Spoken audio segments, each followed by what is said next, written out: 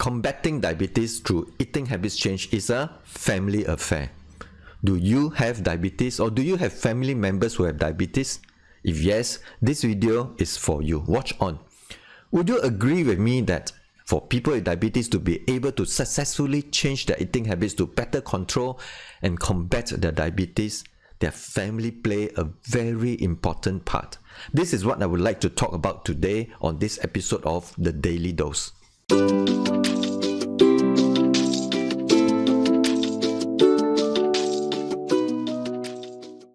There's a saying that goes, it takes a village to raise a child.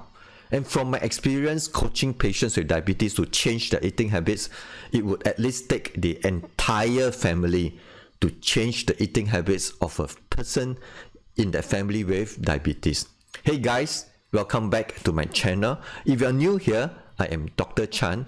I am a doctor from Singapore, and I am on a mission to awaken and inspire people to take action to unlock the power of habits for health and life. The title of today's episode of The Daily Dose is Combating Diabetes Through Eating Habits Change. It's a family affair. I have worked with many patients, many people with diabetes, coaching them and working with them in their journeys to change their eating habits, to better control and combat their diabetes. And I have come to appreciate that their family members, especially those who are living together with them in the same household, play a very significant, very pivotal role in their ability to successfully change their eating habits. Because people who live together, eat together, and over time also develop the same eating habits together, often and including the bad ones. So when people with diabetes embark on a journey to make the necessary changes to their eating habits, they would often suddenly find themselves the odd one out during meal times with their family members, whether they are eating out or eating at home. They may find themselves the only one at the table, trying to adjust to eating brown rice instead of white rice. Or they may be the only one in the family trying to cut down on the sweet desserts that their family have grown to enjoy frequently together. So family members, especially their spouses and children, would either be their pillars of support and encouragement in their eating habits change journeys, or would end up being the obstacles, derailing, discouraging them. And sadly, from my experience as a doctor and coach helping people to change and improve their eating habits, family members are more often than not obstacles and discouragement, and are often the reasons why many people with diabetes fail to successfully or adequately change their eating habits to control and combat their diabetes. I have had patients telling me things like, "Doctor, my wife is unhappy that I am no longer eating and enjoying the cakes and the sweet desserts that she likes to make." Or, "Doctor, my children and my husband refuse to try to eat the brown rice that I am now cooking, so I have no choice but to continue to eat white rice at home because it is too troublesome to cook a small portion of brown rice just for myself at family meal times." Or, "Doctor, my husband and I are die-hard foodies and we enjoy eating out together often, but many of our favorite foods and eating places are actually not good for my diabetes. So it is very difficult for me to change my diet unless my husband changes his too, but he loves his food too much and is reluctant to do that." It saddens me so much whenever I hear my patients tell me things like that. So sometimes I would even feel like going to their homes to speak to their spouses and children, to counsel them, to tell them how important eating habits change is for people with diabetes, to plead with them that even if they cannot bring themselves to be supporters of their family member who have diabetes in their eating habits change journeys, at least try their best not to be obstacles. If they cannot be part of the solution, at least try not to be part of the problem.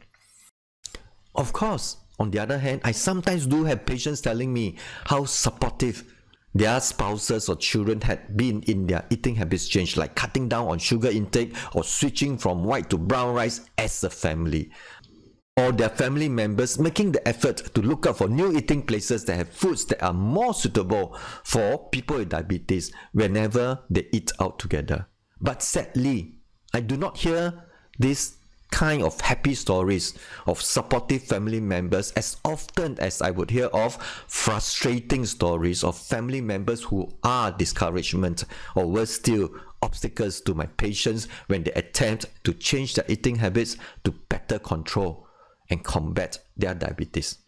This is why I say combating diabetes through eating habits change is a family affair. And just like the saying about how it takes a village to raise a child, it would also often take an entire family to support the successful change in eating habits of a member of the family who has diabetes.